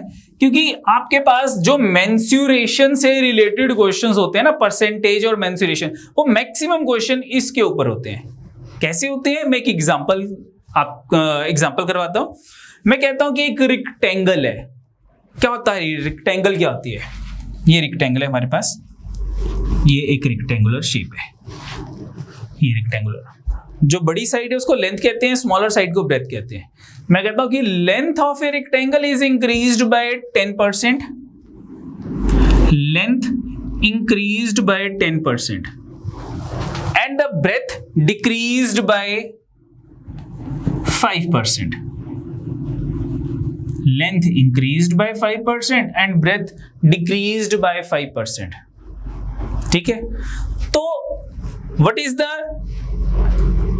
increase or decrease in the area of the rectangle? ठीक है, अब इसने क्या कहा है कि एरिया के ऊपर क्या इफेक्ट होगा? Area of rectangle. ठीक है, the length of the rectangle be increased by 10% and its breadth decreased by 5%. How much percent the area of the rectangle be increased or decreased? क्योंकि हमें ये भी नहीं पता कि वो increase होगा या decrease होगा. ठीक है, तो सबसे पहले अब यहाँ पे नेट इफेक्ट क्यों लगेगा? What is the area? Area क्या होता है रेक्टेंगल का? Area of rectangle is equal to length into breadth, the product of the two values. ठीक है, जैसे एक्सपेंडिचर में क्या था? The product of price and consumption. तो जब भी दो वैल्यूज के प्रोडक्ट की बात होगी और इस वैल्यू में इंक्रीज डिक्रीज दे रखा है और इस वैल्यू में भी इंक्रीज डिक्रीज दे रखा है कि लेंथ इंक्रीज है, ये लेंथ डिक्रीज है, ब्रेथ इंक्रीज है, ये ब्रेथ डिक्रीज है, इन दोनों वैल्यूज में इंक्रीज डिक्रीज दे रखा है. और एग्जामिनर क्या पूछ रहा है? इस चीज में कितना इंक्रीज या डिक्रीज होगा, इनके इंक्रीज और डिक्रीज के कंपैरेटिवली इसमें कितना इंक्रीज और डिक्रीज होगा. ये इंक्रीज है, ये डिक्रीज है, या दोनों इंक्रीज है या दोनों डिक्रीज है, तो इसमें कितना इंक्रीज या डिक्रीज होगा या नो चेंज होगा. ठीक है, तो एरिया ऑफ रेक्टेंगल में भी नेट इफेक्ट एप्लीकेबल हो जाएगा. ठीक है, अब फार्मूला नहीं लगाना हमने, कोई फार्मूले की जरूरत भी नहीं थी मुझको ये लेंथ और ब्रेथ की. मैं क्या करूंगा, सिंपल जो मैंने आपको लिखवाया है कि लेंथ भी इंक्रीज्ड बाय 10%, यानी कि x की वैल्यू 10% इंक्रीज हो रही है, एंड ब्रेथ भी डिक्रीज्ड बाय 5%, यानी कि y की वैल्यू 5% डिक्रीज हो रही है. तो मेरे पास क्या हो जाएगा? एरिया कितना हो जाएगा? +10 -5 plus bracket 10 into -5 whole upon 100. This one. So what is 10 minus 5? 5 plus into minus, minus दोनों को मल्टीप्लाई कर लेता हूं. 10 इंटू 5 50, 50 अपॉन 100 कितना हो जाएगा? 0 से 0 कट गई, 5/10, 1/2 की जरूरत नहीं है, डेसिमल लगा लेते हैं, 5/10 इज 0.5। तो फिर 5 में से 0.5 को माइनस करते हैं, 4.5 आ जाएगा, पॉजिटिव आएगा। तो पॉजिटिव का क्या मतलब हो गया, increase. It mean the area of the rectangle B increased bye 4.5%। ये एरिया इतना परसेंट इंक्रीज हो जाएगा। अगर सब कुछ आता है तो मुझे नहीं लगता कि आपके 30 सेकंड से ज्यादा का टाइम लगेगा इसको सॉल्व करने के लिए। With in 30 second question solve हो जाता है, और ऐसा क्वेश्चन इंपॉर्टेंट बनता है। ठीक है, ऐसे क्वेश्चन आ जाते हैं एग्जाम्स में, बहुत सारे एग्जाम्स में ऐसे क्वेश्चन हमने देखे हैं। एक और क्वेश्चन की बात करता हूं मैं कहता हूं कि जैसे कि मान लो ये तो मैंने बात की थी रेक्टेंगल की, वैसे ही कई बार बात हो जाती है स्क्वायर के, सर्कल के ऊपर भी बात होती है, स्क्वायर के ऊपर भी बात हो जाती है, तो हम सर्कल की बात करते हैं। मैं कहता हूं कि रेडियस क्या होता है, ये सेंटर है, ये रेडियस है, radius of the circle B increased bye 1% increase. How much percent the area of the circle be increased? If radius is increased by 1%, how much percent the area of the circle be increased? तो area circle का कितने percent increase होगा? तो आप कहेंगे sir हमें area of circle नहीं आता, कोई जरूरत नहीं है एरिया ऑफ सर्कल की। क्यों, वो मैं बताता हूं। एरिया ऑफ सर्कल होता क्या है वैसे? Area of circle is equal to pi r square. Pi are square का क्या मतलब होता है? Are into are. पाई का कोई इफेक्ट नहीं होगा इंक्रीज डिक्रीज में, क्योंकि पाई की वैल्यू हमेशा सेम रहेगी। पाई क्या होता है? Irrational number. मैंने बताया था pi is an irrational number. ठीक है, कईयों ने मेरे से क्वेश्चन भी पूछा था कि सर पाई की वैल्यू तो 22/7 होती है, एंड 22/7 इज रैशनल नंबर होता है, तो पाई तो रैशनल होना चाहिए। नो बेटा, आप कहीं पे भी अगर देखोगे तो पाई की वैल्यू लिखी होती है 22/7 approximate value, that is not the exact value. Pi is not equal to 22/7, that is approximate equal to 22/7. Pi की value 3.14 dash dash dash dash dash dash dash dash ये होगी। ठीक है, इर्रेशनल नंबर क्या होता है? Non terminating and non recurring. ना तो वो टर्मिनेट हो, ना वो खत्म हो, ना वो रेकर करे, रेपिटेशन नहीं होनी चाहिए, तो उसको हम इरेशनल नंबर बोलते हैं। तो पाई इज इरेशनल। तो नेट इफेक्ट में पाई का कोई लेना देना नहीं है, क्योंकि ये हमेशा 22/7 रहेगा। अब मेरे पास क्या है? Product of two values, product of two radius, r into r. तो दो वैल्यूज का प्रोडक्ट है, इनमें इंक्रीज दे रखा है, इसमें भी इंक्रीज है, रेडियस दूसरे रेडियस में भी सेम इंक्रीज है, और इसके इंक्रीज डिक्रीज की वैल्यू की बात कर रहा है कि इसमें कितना इंक्रीज डिक्रीज है। तो ठीक है, तो मुझे फॉर्मूले से कोई लेना देना नहीं है, मैं अपना नेट इफेक्ट का फॉर्मूला अप्लाई करूंगा। क्या था मेरे पास नेट इफेक्ट का फॉर्मूला? मेरे पास था नेट इफेक्ट का क्या फॉर्मूला था मेरे पास? Plus X 1% plus Y 1%, increase था, दोनों प्लस हो गए, plus x into Y 1 into 1 divided by 100। In this case X की वैल्यू भी 1 है और वाई की वैल्यू भी 1 है, क्योंकि बोथ आर है, रेडियस है, दोनों इंक्रीज हो रहे हैं पॉजिटिव। तो plus x plus 1 plus 1 into 1 upon 100, तो कितना हो गया ये? 1 प्लस 1 2 प्लस 1 इंटू 1 अपॉन 100। तो 1 अपॉन 100 कितना होता है? 0.01। तो 2 प्लस कर दे, कितना हो जाएगा?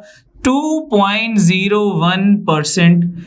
It mean the area of the circle be increased by 2.01%. Simple. So simple question. ठीक है, समझाने में टाइम लगा, अदरवाइज तो सॉल्व करने में इतना सा सॉल्व करना था मुझको, ये चीज सॉल्व करनी थी, और इसको सॉल्व करने के लिए मुझे नहीं लगता कि 15 सेकंड से ज्यादा भी लगे होंगे। तो ये इंपॉर्टेंट चीज आ जाती है। ठीक है, चलो नेक्स्ट देखते हैं। अभी तक मैंने सिर्फ दो चीजों के नेट इफेक्ट की बात की थी कि अगर एक एक्स है और एक वाई है, लेकिन अगर मेरे पास तीन चीजें आ जाती है, एक एक्स भी है, वाई भी है, जेड भी है, तो क्या होगा? सिंपल फॉर्मूला लिखवाता हूं, इंक्रीज डिक्रीज खुद देख लेना, यानी कि अगर इंक्रीज है तो प्लस साइन लगा लेना उसके आगे, और अगर डिक्रीज है तो उसके आगे माइनस साइन लगा देना। ठीक है, उसके बाद एक एग्जांपल करवाऊंगा। जैसे कि अगर मैं कहता हूं कि मेरे पास है x% increase, y% increase and z% increase, तो नेट इफेक्ट क्या होगा? Net effect is equal two plus x plus y plus z plus xy upon 100, पहले x और y को मल्टीप्लाई किया, प्लस xz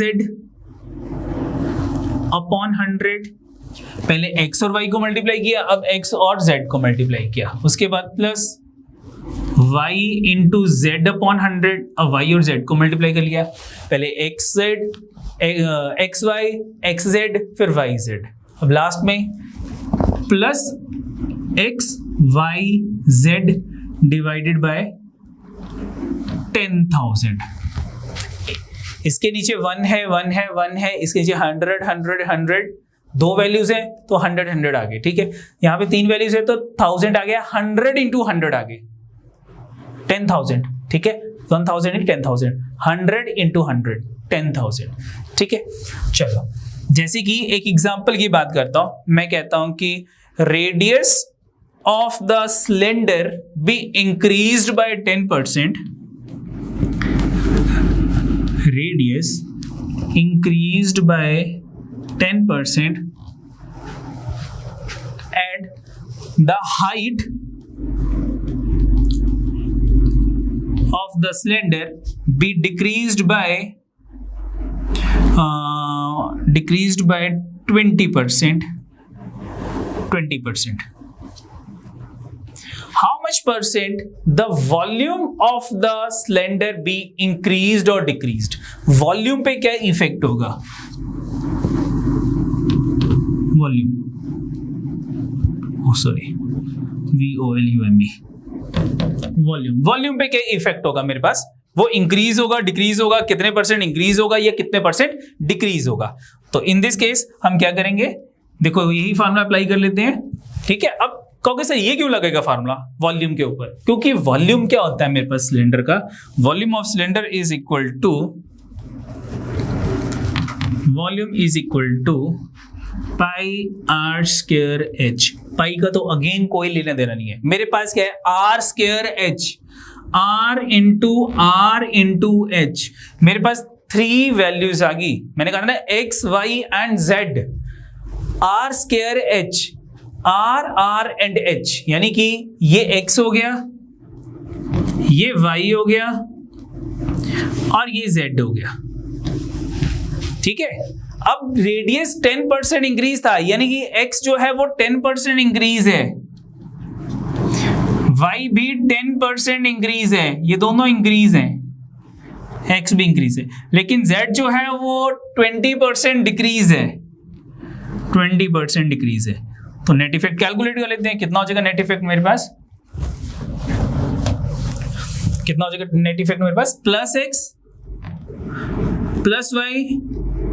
अब z क्या हो रहा है, डिक्रीज हो रहा है, कितना 20, तो -20 plus x into y 10 into 10 upon 100 plus x into z, x 10 है, z -20 है, तो 10 into -20 upon 100 plus y into z, y भी कितना है 10 है, लेकिन z कितना है -20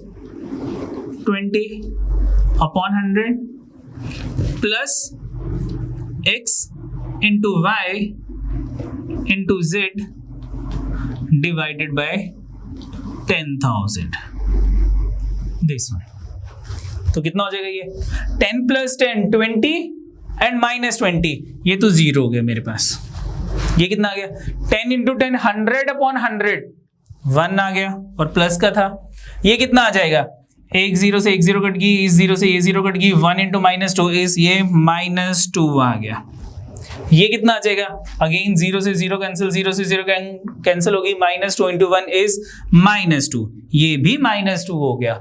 आगे ये कितना हो जाएगा, एक 0 से एक 0 कट गई, एक 0 से एक 0 कट गई, ये 0 से ये 0 कट गई, ऊपर कितना आ गया मेरे पास -2 अपॉन 10, तो -2/10 इज -0.2, ये आ गया। अब प्लस कर लेते हैं इनको, 2 + 2 4, 4 में से 1 गए 3, यानी कि -3 - 0.2, तो दिस इज इक्वल टू 3.2, लेकिन माइनस का, तो माइनस क्या रिप्रेजेंट करता है? डिक्रीज।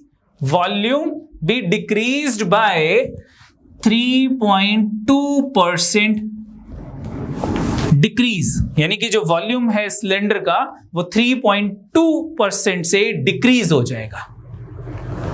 ठीक है, तो ये मेरे पास था नेट इफेक्ट। नेक्स्ट क्या है? नेक्स्ट देखते हैं। नेक्स्ट आता है हमारे पास सेम एक्सपेंडिचर। ठीक है, for same expenditure next point है ये, फॉर सेम एक्सपेंडिचर।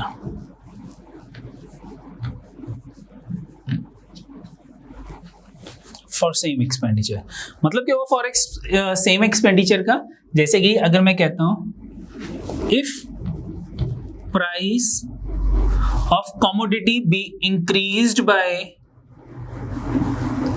R%, कि जो प्राइस है वो R% से इंक्रीज हो रही है, 10% इंक्रीज हो रही है, 15% इंक्रीज हो रही है, ये 7% इंक्रीज हो रही है, प्राइस R% से इंक्रीज हो रही है, then how much % the consumption be decreased so as not to increase the expenditure या not to change the expenditure या there is no effect on the expenditure। Price increase हो रही है, consumption कितनी डिक्रीज करा ताकि मेरा जो खर्चा है वो बराबर रहे, जितना पहले खर्चा सीगा उतना ही रहे, वो चेंज ना होवे। ठीक है, प्राइस भी इंक्रीज्ड bye R%, how much % consumption भी डिक्रीज्ड। ठीक है, तो कंजम्पशन बी डिक्रीज्ड, अगर एक चीज इंक्रीज हो रही है तो दूसरी को डिक्रीज करना ही पड़ेगा for same expenditure. If price be decreased by R%, then consumption be increased. ठीक है, अगर एक इंक्रीज हो रहा है तो दूसरा डिक्रीज ही होगा। Price increase, consumption decreased, price decrease, consumption increased, so as not to change the expenditure. तो कंजम्पशन कितने % से डिक्रीज होगा? ये R था, R/100 + R%, इतने % से हमारा जो कंजम्पशन है वो डिक्रीज कर जाएगा। ठीक है, कैसे बना फार्मूला फिर देखते हैं। मेरी प्राइस इंक्रीज हो रही थी R% से, R%, कंजम्पशन डिक्रीज हो रही है कितने %? R/ इंक्रीज का इफेक्ट डिनोमिनेटर में आएगा, प्राइस के इंक्रीज का इफेक्ट डिनोमिनेटर में, यानी कि प्लस। ठीक है, 100 + R × 100%। बोलो ठीक है। अब अगर प्राइस डिक्रीज हो रही है फिर क्या करेंगे? सेकेंड केस की बात करते हैं। If the price be decreased, price decrease by R%, तो consumption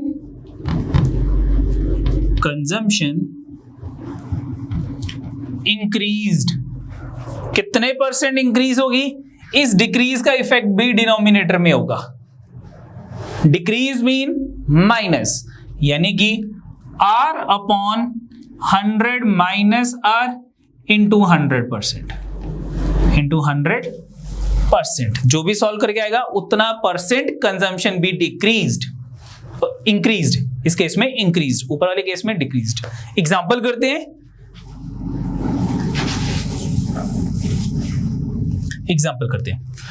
if the price be increased bye 20%, price increased by 20%, how much % the consumption be decreased?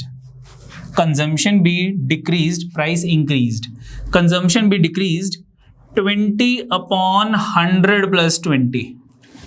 बोलो ठीक है। अब इंटू 100 करने की जरूरत नहीं, क्योंकि मैंने आपको नंबर अपॉन नंबर सिखाया था, मतलब फ्रैक्शन से सिखाई थी मैंने। क्या था? 20/100 120, तो कटिंग करता हूं कितना आ गया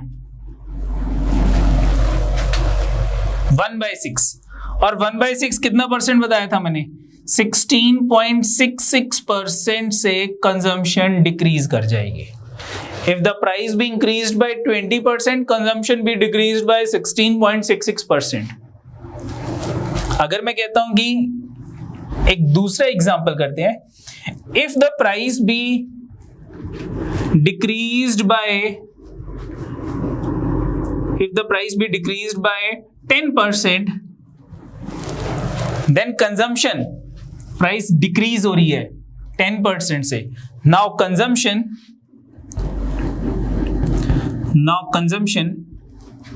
increased, कितना इंक्रीज हो जाएगी 10/100 - 10। क्यों? क्योंकि प्राइस डिक्रीज हो रही है, प्राइस का इफेक्ट डिनोमिनेटर में आएगा माइनस।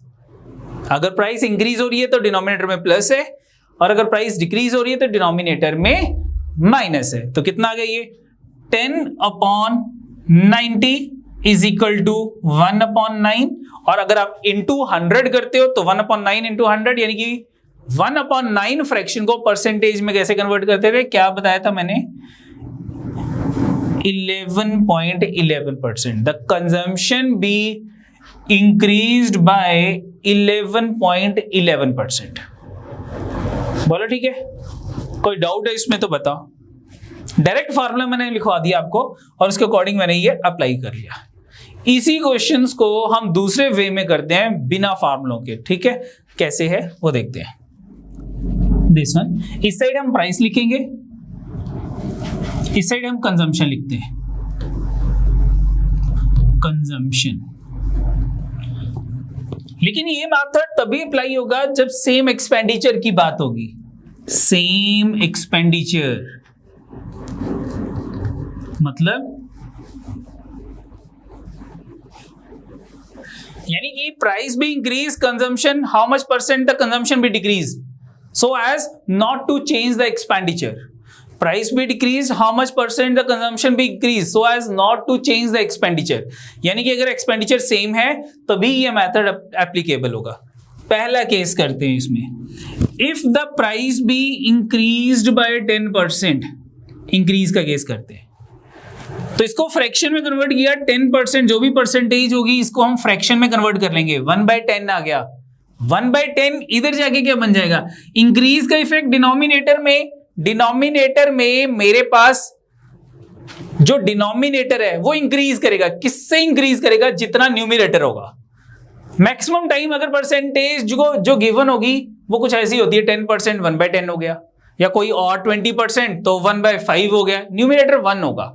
अगर न्यूमिनेटर 1 है तो इस साइड जाके डिनोमिनेटर 1 इंक्रीज कर जाएगा। इंक्रीज क्यों है, क्योंकि यहां पे मेरे पास जो था प्राइस इंक्रीज हो रही है, यानी कि 1/10 इंक्रीज। इंक्रीज का मतलब प्लस, कितना प्लस करना है, जितना ये न्यूमिनेटर है, +1, तो कितना हो गया ये 1/11, एंड व्हाट अबाउट 1/11, 1/11 इज 9.09%। मैंने बताया था 1/11 9.09% होता है।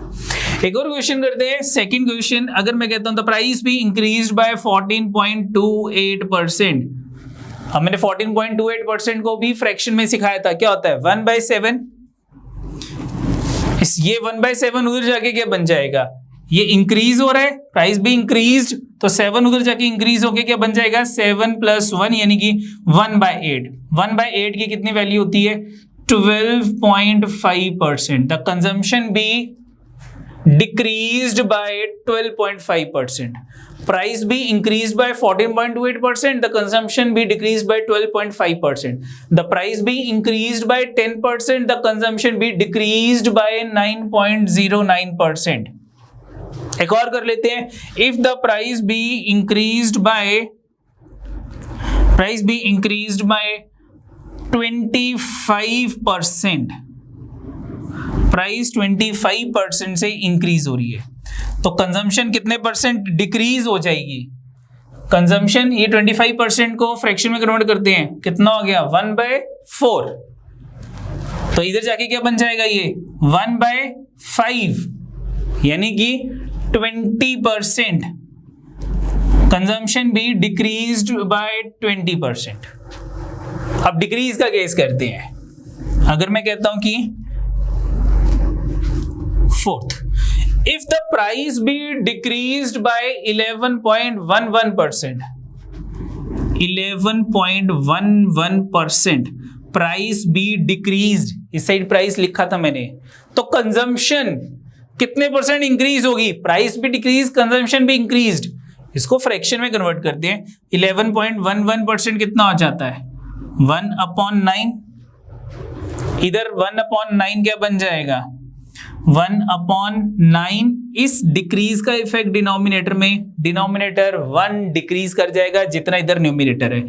9 - 1, तो व्हाट इज 9 - 1? 8, यानी कि 1/8। और व्हाट अबाउट 1/8? 1/8 की परसेंटेज क्या थी? 12.5%. It means price be decreased by 11.11%. The consumption be increased by 12.5%. एक और एग्जांपल देखते हैं। मैं कहता हूं कि प्राइस भी decreased by 16.66%। प्राइस डिक्रीज हो रही है, तो व्हाट अबाउट 16.66%? 1/6, इधर जाके 1/6 का क्या बन जाएगा? डिक्रीज है, इधर -1 हो जाएगा, तो 6 - 1 कितना हो जाएगा? यस, 1/5 हो जाएगा। What about 1/5? 20%। द कंजम्पशन भी इंक्रीज्ड बाय 20%। बोलो ठीक है। एक बार फिर से रिवाइज कर लेते हैं इसको। ये सबसे पहले मैंने क्या करवाया? सबसे पहले हमने किया कि प्राइस 10% इंक्रीज हो रही है, कंजम्पशन कितने परसेंट डिक्रीज होगी?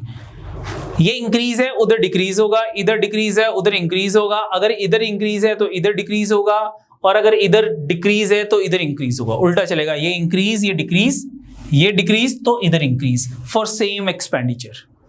पहला केस, प्राइस भी इंक्रीज बाय 10%। प्राइस 10% से इंक्रीज कर रही है, तो कंजम्पशन, मैंने क्या कहा, इसे फ्रैक्शन में कन्वर्ट करो।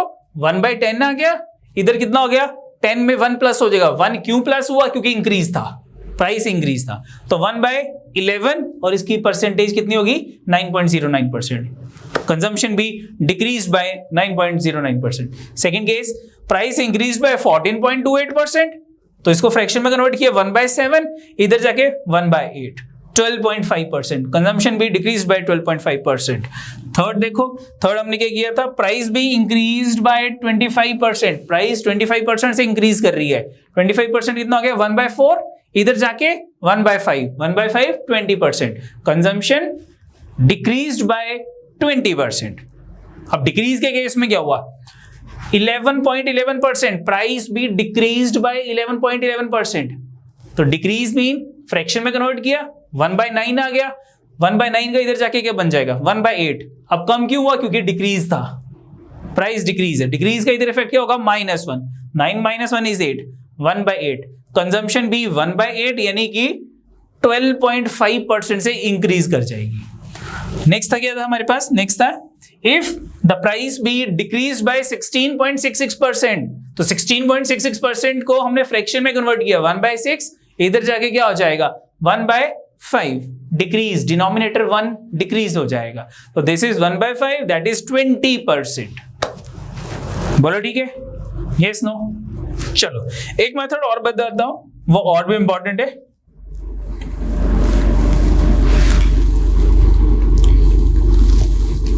इसको इधर कर देते हैं, बाद में इनसे हम कंपेयर करेंगे, ठीक है?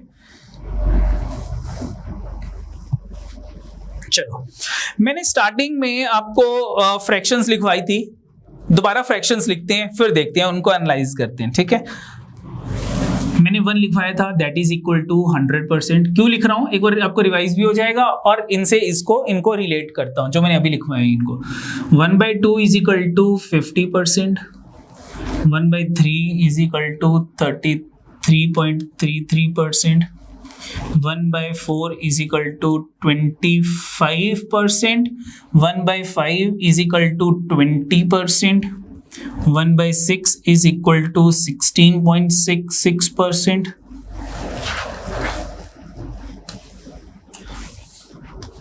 1/7 is equal to 14.28%. 1/8 is equal to 12.5%. 1/9 is equal to 11.11%. 1/10 is equal to 10%. 1/11 is equal to 9.09%. बहुत है इतने, ठीक है, ये हमने किए थे, ठीक है।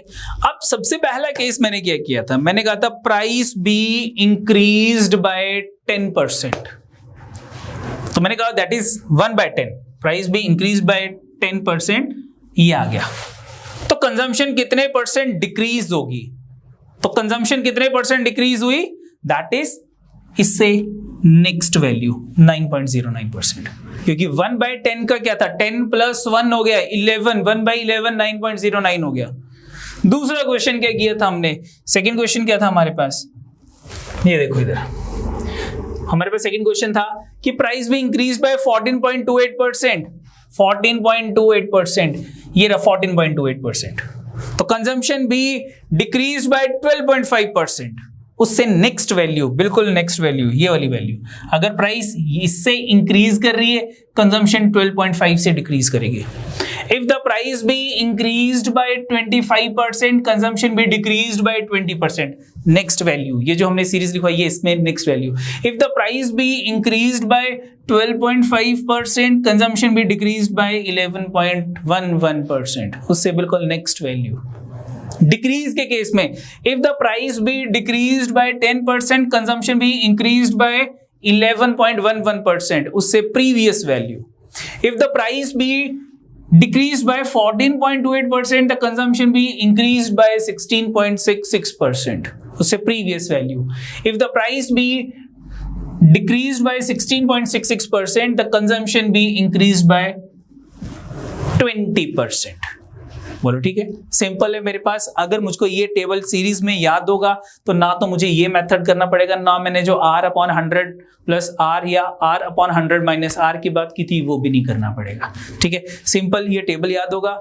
और एक चीज बताता हूं कि अगर मैं कहता हूं कि प्राइस भी इंक्रीज्ड बाय 10%, मैं क्वेश्चन देता हूं द प्राइस भी इंक्रीज्ड बाय 10%, ये दे दिया, तो मुझे मालूम है either my answer is 9.09, either my answer is 11.11%, और एग्जामिनर ये दोनों ऑप्शन आपको पेपर में देगा। ऑप्शंस में 11.11% भी होगा और 9.09% भी होगा। आपको एनालाइज करना है कि मेरा आंसर क्या होगा। अगर प्राइस इंक्रीज कर रही है तो कंजम्पशन 9.09, अगर प्राइस डिक्रीज कर रही है तो कंजम्पशन 11.11%। बोलो ठीक है, तो ये ध्यान रखना है कि आपको जो परसेंटेजेस होंगी वो यही होंगी जो मैंने आपको लिखवाई है, मैक्सिमम टाइम यही यूज होती हैं। अगर ये नहीं आ रही तो सबसे पहले वाला फार्मूला मैंने R/100 + R या R/100 - R आपको करवाया है, ठीक है। चलो नेक्स्ट देखते हैं, नेक्स्ट है हमारे पास, नेक्स्ट आता है हमारे पास मोर एंड लेस। इसमें भी वही मेथड अप्लाई होगा जो भी हमने उसमें किया था, इसमें क्या कहते हैं कंजम्पशन वाले केस में, price and consumption for same expenditure case में। जैसे कि अगर मैं एक एग्जांपल लिखता हूं फिर ये मेथड अप्लाई करते हैं। If wages of x is 14.28% more than the wages of Y.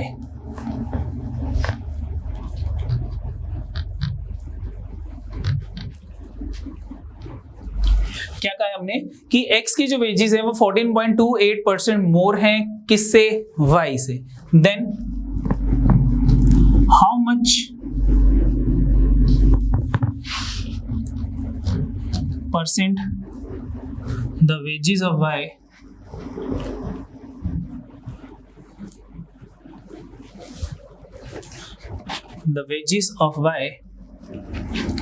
less than X। बोलो ठीक है कि X की जो वेजेस हैं वो 14.28% ज्यादा है Y के कंपैरेटिवली, तो Y की वेजेस जो है वो X के कंपैरेटिवली कितनी कम है, ठीक है, how much percent the wages of y is less than x. तो इसको करने के लिए भी फिर से हम वही करेंगे, एक साइड एक्स और एक side y. In case of more and less, in case of more and less, this one. अब x की वेजेस जो है वो कितनी है, 14.28%। मोर का मतलब इंक्रीज, किसके कंपैरेटिवली, y के कंपैरेटिवली, कि जितनी y की सैलरी है, वेजेस है, उससे x की जो है वो 14.28% ज्यादा है। तो फ्रैक्शन में कन्वर्ट करते हैं, 1/7 आ गया, ये 1/7 इधर जाके क्या बन जाएगा, इंक्रीज है, डिनोमिनेटर इंक्रीज हो जाएगा, 1/8 हो जाएगा। तो व्हाट अबाउट 1/8, 1/8 की कितने परसेंट है, 12.5%। It mean the wages of y is 12.5% less than x। Simple. अब एग्जामिनर इसमें आपको और क्या कर सकता था, आपको उलझाने के लिए पता क्या कहेगा, वो कहेगा ये क्वेश्चन था, the wages of x is 14,278 rupees per month। The wages of x, the salary of x is 14,278 rupees per month. That is 14.28% more than the salary of y। बोलो ठीक है। Then how much percent the salary of y is less than x?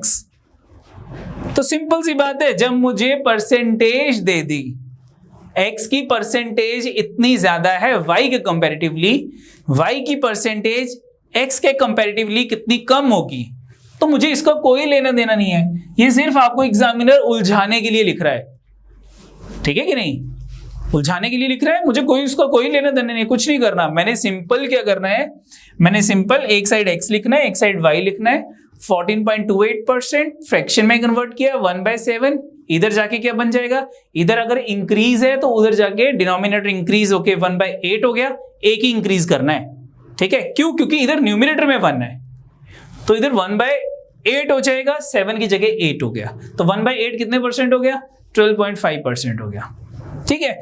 अगर मैं कहता हूं कि यहां पे मान लो इधर मेरे पास होता 28.57% increase, the wages of x is 28.5% more than that of y। तो 28.57% कितना होता है, that is 2/7। बोलो ठीक है, तो 2/7 इधर जाके क्या बन जाएगा, 2/7 + 1 कितना हो गया, 2/9 बन जाएगा। अब डिनोमिनेटर 2 इंक्रीज करेगा, ये 2 इंक्रीज होगा इधर डिनोमिनेटर में, 7 था +2 हो गया 9। तो व्हाट अबाउट 1/9, 1/9 कितना होता है, 1/9 इज 11.11%, लेकिन इस 2 से मल्टीप्लाई होगा तो ये क्या बन जाएगा, 22.22%। This one, the wages of y is 22.22% less than x, ठीक है।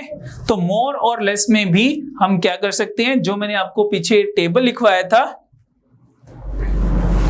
जो पिछले इसमें हमने ये टेबल लिखा था कि 1/7 जब आई थी मेरे पास, x की इंक्रीज थी तो y की डिक्रीज कितनी होगी, 12.5%। अगर x की इंक्रीज है 11.11% वेजेस, तो y की कितनी डिक्रीज हो जाएगी, 10%, नेक्स्ट वैल्यू। लेकिन अगर x की डिक्रीज है तो y की कितनी इंक्रीज होगी, previous value. The wages of x is 14.28% less than x, less than आ गया, तो y की कितनी ज्यादा होगी, previous value 16.66% more than x, ठीक है। तो ये था मेरे पास लेस और मोर। नेक्स्ट देखते हैं, नेक्स्ट क्या है, नेक्स्ट आता है हमारे पास marks and exam based questions, ठीक है, marks and exam based questions, ठीक है। इसको हम क्वेश्चन बेस्ड करते हैं। एक क्वेश्चन है हमारे पास, in an examination a student who get 20% of the maximum marks, कि जितने भी मैक्सिमम मार्क्स हैं उसका 20%, student get 20% of the maximum marks and fail 5 marks कि उसके 20% मार्क्स आए हैं, लेकिन वो 5 मार्क्स से फिर भी फेल हो गया 20% आने के बावजूद, ठीक है। Another student who get 30% of the maximum marks, एक दूसरा बच्चा उसके 30% मार्क्स आए हैं and get 20 marks more then, उसके 20 मार्क्स ज्यादा आए हैं पासिंग मार्क्स से। What is the necessary percentage required to pass? तो सिंपल क्वेश्चन है, कैसे करेंगे देखो, परसेंटेज से अगेन रिलेटेड है ये क्वेश्चन। तो सबसे पहले हमारे पास क्या था कि जो फर्स्ट स्टूडेंट है उसके 20% मार्क्स आए हैं, 20% ऑफ द मैक्सिमम मार्क्स, लेकिन 20% आने के बावजूद भी वो 5 मार्क्स से फेल हो गया। यानी कि अगर 20% में हम 5 मार्क्स ऐड कर दें, 5 मार्क्स की परसेंटेज ऐड कर दें, तो ये मेरे पास पासिंग परसेंटेज आ जाएगी। This is passing percentage. 20% में 5 मार्क्स मैंने ऐड कर दिया, तो this is passing percentage is equal to another student who get 30% of the maximum marks, कि जो दूसरा बच्चा था उसके 30% मैक्सिमम मार्क्स आए, लेकिन he get 20 marks more than the pass marks. यानी कि इस 30% में से अगर मैं 20 मार्क्स माइनस कर दूं, इधर मैंने माइनस कर दिया, इधर मैंने प्लस कर दिया, तो ये भी मेरे पास पासिंग परसेंटेज होगी, ये भी मेरे पास पासिंग परसेंटेज होगी। 20% में मैंने 5 मार्क्स की परसेंटेज ऐड कर दी तो पासिंग परसेंटेज आ गई। 30% में मैंने 20 मार्क्स की परसेंटेज माइनस कर दी। अब इसकी परसेंटेज कैसे निकलेगी वो निकालेंगे हम। अगर मैं उसकी परसेंटेज माइनस कर देता हूं तो पासिंग परसेंटेज आ जाती है, और यही मुझे निकालना है। क्या कहा था इसने, what is the necessary percentage required to pass, ये कैलकुलेट हो जाएगी। ठीक है, तो कैसे करना है देखते हैं। तो मेरे पास क्या था, 20% में 5 मार्क्स की परसेंटेज ऐड करनी है। तो सिंपल सी बात है कि मेरे पास इक्वेशन तो बन गई। अगर मैं इस 20% को इधर ले जाता हूं और इन 20 मार्क्स को इधर ले आता हूं, तो कितना हो जाएगा मेरे पास, 30% में से 20% माइनस हो जाएगा, कितना रह जाएगा इस साइड, 30% माइनस 20%, और इधर कितना हो जाएगा, ये -20 इधर आके +20 बन जाएगा, तो 5 + 20 मार्क्स ये आ गए मेरे पास। तो क्या हो गया मेरे पास, 30% माइनस 20% 10%, और इस साइड 25 मार्क्स, यानी कि 10% जो है वो 25 मार्क्स को रिप्रेजेंट कर रहा है।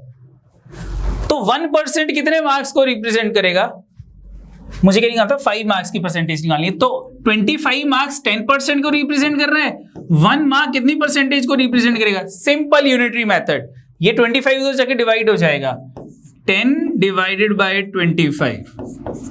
अब मुझे क्या निकालता, मुझे 5 मार्क्स की परसेंटेज चाहिए, तो 5 मार्क्स किसके इक्वल हो जाएंगे, is equal to 10 divided by 25 into 5, 5 1 का, 5 5 का, 5 2 का, दैट इज इक्वल टू 2%। तो यानी कि 5 मार्क्स इज इक्वल टू 2%। तो मेरा आंसर कितना हो गया, 20, मेरा आंसर कितना हो गया, 20% प्लस 2% इज इक्वल टू 22%। ये आंसर आ गया मेरे पास। यानी कि हमारे पास जो पासिंग परसेंटेज है वो कितनी होनी चाहिए थी, 22% होनी चाहिए थी। फिर से देखते हैं, फिर से समझाता हूं। जब मेरे 20% मार्क्स आए, ये 20% है, तो मैं फेल हो गया, कितने मार्क्स से, 5 मार्क्स से। और जब मेरे 30% मार्क्स आए, ये 30% है, तो मैं पास हो गया। मेरे कितने एक्स्ट्रा मार्क्स आए, पासिंग मार्क्स से कितना एक्स्ट्रा थे, 20 मार्क्स एक्स्ट्रा थे। मान लो ये चीज, मैं जो हूं वो पासिंग परसेंटेज हूं, 20% जब मेरे आए तो मैं फेल हो गया 5 मार्क्स से। यानी कि अगर मेरे 5 मार्क्स और आ जाते तो मैं पासिंग परसेंटेज यानी कि इस पॉइंट पे पहुंच जाता। तो 20% में मैंने 5 मार्क्स की परसेंटेज ऐड की तो पासिंग परसेंटेज होगी। जब मेरे 30% आए तो मेरे 20 मार्क्स ज्यादा थे, यानी कि 30% में से अगर मैं 20% की परसेंटेज माइनस करूंगा तो पासिंग परसेंटेज आ जाएगी मेरे पास, इस पॉइंट पे पहुंच जाऊंगा। ये 20 था, ये 30 था, 20 और 30 के बीच में टोटल कितने मार्क्स थे? 5 मार्क्स इस साइड है, 20 मार्क्स इस साइड है, ठीक है कि नहीं? जैसे कि अगर मैं आपको कहूं कि मेरे पास जो था ये पासिंग परसेंटेज है, इधर 20% है और इधर 30% है, तो ऑब्वियस सी बात है जो पासिंग परसेंटेज है वो इन दोनों के बीच में ही होगी, पासिंग परसेंटेज इन दोनों के बीच में होगी। यहां से पासिंग परसेंटेज पे जाने के लिए 5 मार्क्स, और 30 जब आए तो 20 मार्क्स ज्यादा थे, यानी कि यहां से यहां तक के जो मार्क्स थे वो 20 मार्क्स थे। तो ऑब्वियस सी बात है 5 + 20 कितना हो गया? 25 मार्क्स आपकी 20 और 30 10% को रिप्रेजेंट कर रहे हैं कि 25 marks is equal to 10%। How much is the 5 marks? 5 marks की परसेंटेज कितनी होगी? 1 मार्क इज इक्वल टू 10/25 और 5 marks is equal two into 5 आ जाएगा मेरे पास। तो कितना हो गया? ये 2% आ गया। तो दिस इज 2%, तो 20 + 2 22% हो गया मेरे पास। बोलो ठीक है? बोलो ठीक है? तो ये मेरे पास था एग्जाम बेस्ड क्वेश्चंस थे। ऐसे और भी बहुत सारे क्वेश्चंस होते हैं, डिपेंड कि हमारे पास क्या क्वेश्चन की प्रॉब्लम्स दे रखी हैं, उसके अकॉर्डिंग उसको रीड करो और सॉल्व कर लो। ठीक है, नेक्स्ट करते हैं। नेक्स्ट आता है हमारे पास एक क्वेश्चन है, हमारे पास इंपॉर्टेंट क्वेश्चन है ये, बहुत बार बहुत एग्जाम्स में आया हुआ है। ए रिडक्शन ऑफ 10%, मैंने क्या कहा था? Reduction, decrease 0.9। सिंपल सी बात है कि मैंने अभी तक कुछ नहीं आगे रीड किया क्वेश्चन में, मैंने देखा कि reduction of 10% decrease 0.9 in the price of the sugar, कि शुगर की जो प्राइस थी वो रिड्यूस होगी, 0.9 होगी। अगर मान लो पहले 10 रुपीज पर केजी था, अब ₹10 को 0.9 से मल्टीप्लाई करूंगा, अब ₹9 पर केजी हो जाएगा। अगर पहले प्राइस जो थी वो 20 थी, ओरिजिनल प्राइस भी ₹20, तो अब न्यू प्राइस क्या हो जाएगी? आफ्टर रिडक्शन प्राइस क्या हो जाएगी? 20 इंटू 0.9 ₹18 हो जाएगी। ठीक है, तो reduction of 10% in the price of the sugar enable a housewife to buy 1 kg more. Reduction की वजह से 1 kg ज्यादा परचेज हो रही है हमारे पास शुगर, 1 kg मोर फॉर ₹270, यानी कि 270 से ही 1 kg एक्स्ट्रा हमारे पास परचेज हो रही है। What is the original price of the sugar पर केजी? ओरिजिनल प्राइस कितने हो जाएंगे शुगर के पर केजी के? बोलो ठीक है, तो बताओ कितने हो जाएंगे? तो इसको करने के लिए अब मुझे क्या गिवन है, देखो बेटा यहाँ पे सबसे पहले what is the original price, what is the original price? Option दे रखी है, it mean the original price given in the option. जो इसकी ओरिजिनल प्राइस है शुगर की वो ऑप्शन में गिवन होगी। बोलो ठीक है, यानी कि जो ओरिजिनल प्राइस है, अगर मैं 270 को ओरिजिनल प्राइस से डिवाइड कर दूं, अगर मैं 270 को ओरिजिनल प्राइस क्या है? ऑप्शन में गिवन है, उससे डिवाइड कर दूं तो मैं इतनी क्वांटिटी शुगर की परचेज कर रहा था। अब प्राइस डिक्रीज हो गए, तो प्राइस डिक्रीज होने से क्वांटिटी इंक्रीज करगी, यानी कि जो भी मेरी ओरिजिनल प्राइस थी उसको मैंने 0.9 से मल्टीप्लाई कर लिया। बोलो ठीक है, तो माइनस करने पे मेरे पास 1 kg जो था वो एक्स्ट्रा परचेज हो रही थी। ठीक है, तो चलो ऑप्शंस पुट करते हैं। देखो बेटा, अगर मुझको कोई ऑप्शन इसमें से पिक करनी है तो मैं कोई ऐसी ऑप्शन पिक करूंगा जो 270 से इजीली डिवाइड हो सके। सबसे पहली प्रेफरेंस मेरी उन्हीं ऑप्शंस की होगी। जरूरी नहीं है कि जो आंसर होगा वो 270 से एग्जैक्टली 270 को एग्जैक्टली डिवाइड कर सके, जरूरी नहीं है, बट प्रेफरेंस हमारे पास वो ऑप्शन होगी जो ऑप्शन 270 को इजीली डिवाइड कर सके। ठीक है, तो 32 नहीं 32 तो मैं उठाऊंगा नहीं। 270 अपॉन 30 यस उठा सकता हूं। दूसरा 27 270 अपॉन 27 यस मैं इसको भी उठा सकता हूं। और 25 की 2.5 नहीं है 25 है, ठीक है, ये 25 है 2.5 नहीं है 25। तो 25 270 अपॉन 25 डेसिमल आ जाएगा, मैं प्रेफरेंस नहीं दूंगा, बाद में चेक कर लेंगे, नन ऑफ दीज है नहीं है। तो या तो 27 है या 30 है। तो सबसे पहले हम 27 ऑप्शन पुट करते हैं। 27 अगर मैं पुट करता हूं तो कितना आ गया 270 डिवाइडेड बाय 27, ये मेरे पास आ गया 10 kg परचेजिंग होगी। 270 डिवाइडेड बाय 0.9 इंटू ऑप्शन क्या थी मैंने पिक की थी 27।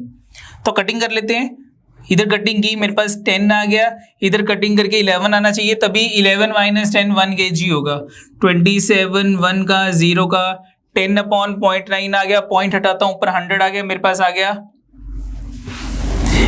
आ जाएगा 100 अपॉन 9 माइनस 10, ये 11 नहीं आया, ये 11 से ज्यादा आ गया।